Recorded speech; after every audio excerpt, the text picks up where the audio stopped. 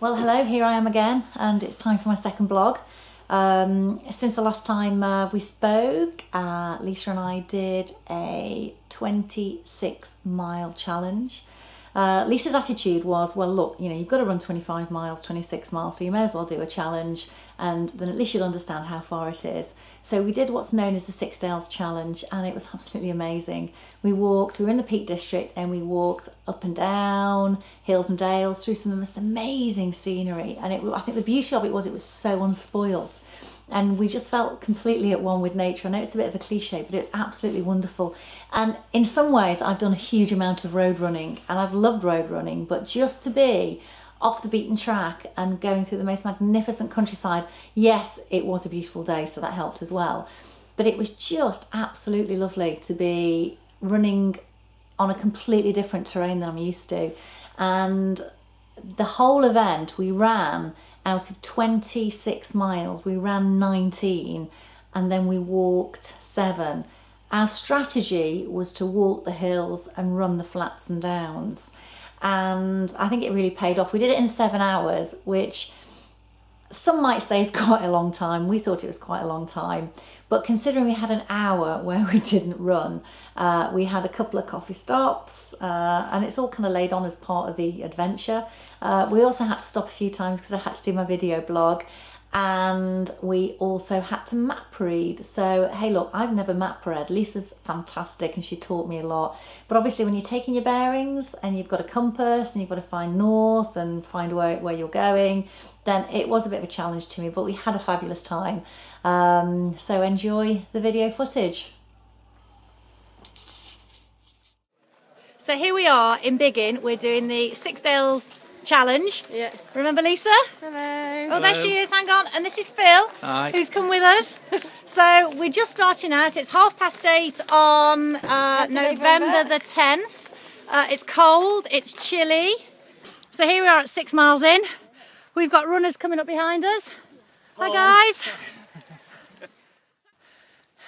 Here we are, just come out of Hartington. Just look at that for a view.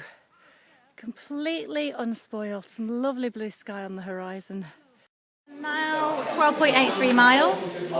We've been on our feet how long, Lisa? About 5 minutes. 3 hours and however many minutes. What now? How long have we been on our feet? 3 hours 20. We've been on our feet 3 hours 20. So we're Bradford Dale now. Probably 18.5 miles in with 6 miles to go. As you can see, we're having to map read our way through because it's quite a simple countryside, but very, very beautiful. Gorgeous day, lovely weather. Bit of a scone I took from when we stopped at lunchtime because I think we need something now. We're just about 6.5 miles down the valley running, so we've got a few more miles to do up the valley to the next checkpoint. I've just heard that my dear boy is on his way to Biggin to meet us, which is put a little tear to my eye. Oh, very sweet. So we're going to just walk a little bit now, just pace ourselves, and then try and do some running down to the final Longdale and into Biggin. National Prematurity Week obviously makes me ponder about Mark, and I always find this a difficult time of the year because it's always round about this time when Mark was born and we were in hospital, and even though he's 8 years of age now, we would have probably been in hospital about 3 weeks, and it was all very touch and go. I mean, Mark entered the world weighing 1 pound 6 ounces, and his brother, who was born first, was 1 pound 4 ounces. He was very poorly, and sadly he didn't survive very long, and it was very clear from the outset that there was no opportunity to save him.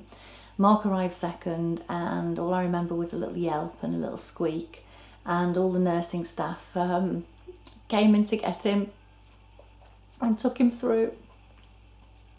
We didn't see him for very long because there was too many nursing staff and too many people around, and they just took him from us and they put him into intensive care. And it was about, sorry, it always makes me emotional, and it was about 4 or 5 hours after he was born that we dared go into the intensive care unit to see him, and all we could see was a load of wires and this little baby, tiny little baby in an incubator. And yeah, it was really hard. At 24 weeks he was born, and at the time the medical team talked to us and said it's very unlikely that he's going to survive the night. So we were quite stunned and shocked. And to be honest, I kind of knew in my heart he was going to die. I thought there's no way this little scrap of humanity could ever survive. It just seemed too impossible. So we went away and came back that night to stay with him. You do surreal things when times are really hard. We went to sit it out really and basically wait for his last moments, and he survived the night. And the next day we expected the worst, and his vital signs were really bad, and we were talking about possibility of withdrawing care, and this went on, this little yo-yoing roller coaster went on for about 3 or 4 days, and we thought every day was going to be his last day. When he was born he didn't have a name, he was just called my surname, he just had my surname at the end of the bed. So we decided on about the second day that he needed a name, so we called him his dad's name, and we called him his dad's name because we knew that if he was going to die, and we presumed he would, it would still be a family name and it would mean something to us. And there was no point in naming a baby a name that we hadn't even thought of, because we'd just not thought of names for them. So we named him Mark after his dad, and I remember standing next to the cot saying, "Blimmin' little thing, he'll probably survive, won't he, and cause me a load of hassle." So it's true, I've got 2 boys and we call one Big Mark and one Little Mark. But Little Mark doesn't now like being called Little Mark, because he says, I'm not little anymore, I'm a grown-up boy, so I don't want to be called Little Mark. So now I've got a challenge as to what to call him. But if that's the worst of my problems, then I can surely live with that. So this is my little 24-weeker. You want to say hello? Hello. Tell everybody what your name is. My name's Mark. And how old are you, Mark? 8. And are you very cute? Yeah. Or are you a bit of a munchkin bunch? No, monkey punch. Are you a bit of a monster? No, no. Aren't you? No. So are you a good boy? Yeah. Are you sure? Are you sure?